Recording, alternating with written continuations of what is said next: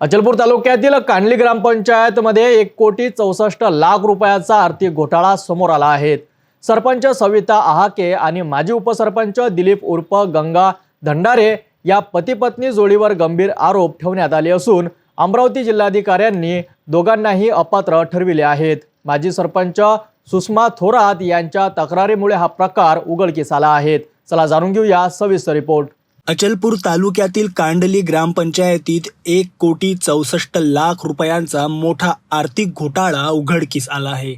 या प्रकरणात ग्रामपंचायतीचे सरपंच सविता आहाके आणि माजी उपसरपंच दिलीप गंगा उर्फ धंडारे यांच्यावर गैरव्यवहाराचे गंभीर आरोप ठेवण्यात आले होते।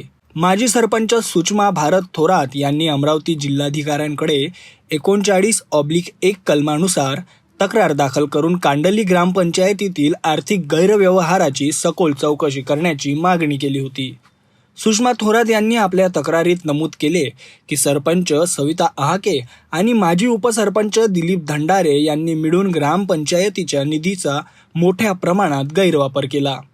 या तक्रारीनंतर जिल्हाधिकारी अमरावती यांनी कांडली ग्रामपंचायतीतील आर्थिक व्यवहारांची तपासणी केली।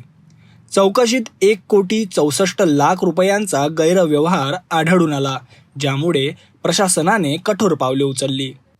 चौकशीच्या निष्कर्षानंतर अमरावती जिल्हाधिकाऱ्यांनी सरपंच सविता आहाके आणि माजी उपसरपंच दिलीप गंगा उर्फ धंडारे यांना ग्रामपंचायत अधिनियमानुसार अपात्र ठरवण्याचे आदेश जारी केले। या दोघांनी ग्रामपंचायतीच्या निधीचा गैरवापर करून जनतेचा विश्वासघात केल्याचा ठपका ठेवण्यात आला आहे। या घोटाळ्यामुळे कांडली गावात आणि परिसरात नागरिकांमध्ये तीव्र संताप व्यक्त होत आहे। हा घोटाळा उघडकीस आल्यानंतर कांडलीच्या स्थानिक नागरिकांनी प्रशासनाच्या कारवाईचे स्वागत केले आहे, परंतु काहींनी दोषींवर कठोर कारवाईची मागणी केली आहे। माजी सरपंच सुषमा थोरात यांनी सांगितले की हा घोटाळा उघडकीस आणण्यासाठी आम्ही सातत्याने पाठपुरावा केला।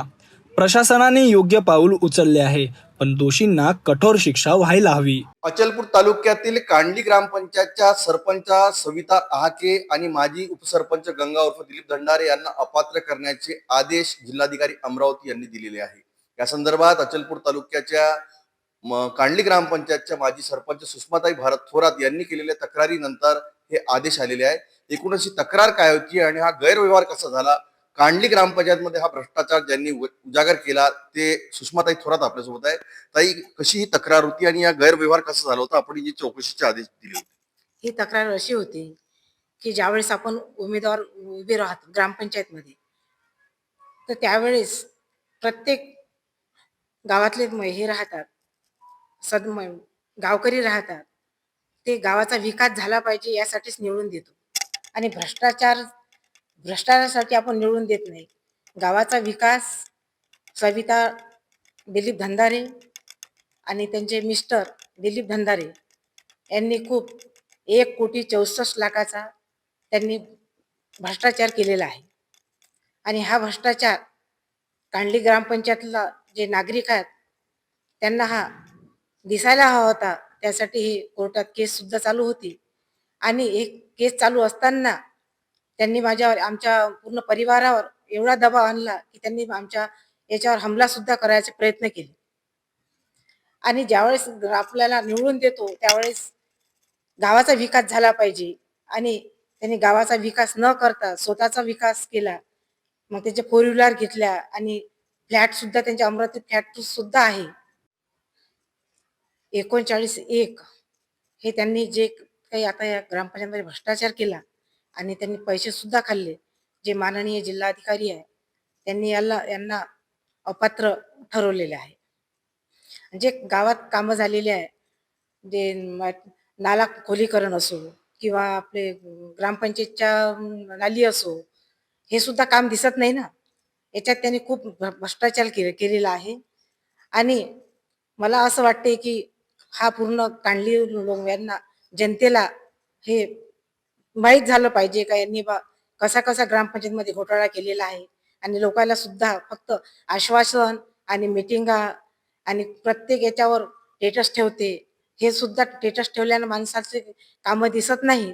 हे अशाच लोकांना हे त्यांचे जे मेसेज आहे हेच त्यांना खूप लोकांना असे संविधानामध्ये असं लिहिलेलं आहे की सत्याचा कधी विजय होतो, पराजित कधी होत नाही. हा सत्याचा विजय झालेला आहे आणि जे कांडली ग्रामपंचायत आहे, कांडली ग्रामपंचायतमध्ये हा विजय झालेला आहे, असं मला वाटते आणि लोक खूप खुश होतील. या प्रकरणाने ग्रामपंचायत स्तरावरील आर्थिक व्यवहारांमध्ये पारदर्शकता आणि जबाबदारीची गरज पुन्हा एकदा अधोरेखित झाली आहे. जिल्हाधिकारी अमरावती यांनी या प्रकरणी पुढील तपास आणि कारवाईसाठी संबंधित विभागांना निर्देश दिले आहेत. कांडलीच्या नागरिकांना आता प्रशासनाकडून पूर्ण न्यायाची अपेक्षा आहे, जेणेकरून भविष्यात अशा घटना टाळता येतील. कांडली ग्रामपंचायतीतील हा घोटाळा आणि त्यानंतरची कारवाई अचलपूर तालुक्यातील प्रशासकीय व्यवस्थेसाठी एक मोठे आव्हान आहे. जिल्हाधिकारी आणि स्थानिक प्रशासन यांच्यावर आता सर्वांचे लक्ष आहे, जे या प्रकरणी पूर्ण पारदर्शकतेने आणि कठोरपणे कारवाई करतील अशी अपेक्षा आहे. अचलपूर तालुक्यातील कांडली ग्रामपंचायतीत 1,64,00,000 रुपयाचा घोटाळा उघडकीस आल्यानंतर सरपंच सविता आहाके आणि माजी उपसरपंच दिलीप धंडारे यांना अपात्र ठरविण्यात आले आहेत. माजी सरपंच सुषमा थोरात यांच्या तक्रारीमुळे हा खळबळजनक प्रकार समोर आला आणि आता नागरिकांना पूर्ण न्यायाची अपेक्षा आहे.